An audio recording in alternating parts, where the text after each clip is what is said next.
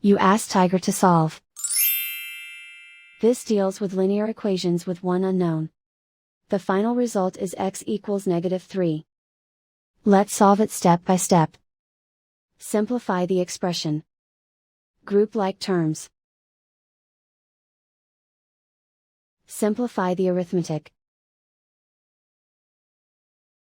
Group all x terms on the left side of the equation. Subtract x from both sides. Group like terms. Simplify the arithmetic. Group like terms.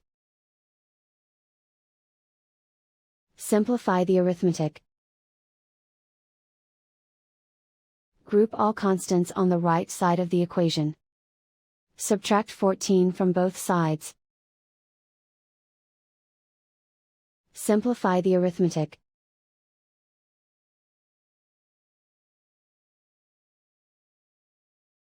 Isolate the x. Divide both sides by 3. Simplify the fraction. Find the greatest common factor of the numerator and denominator. Factor out and cancel the greatest common factor. And so the final result is x equals -3.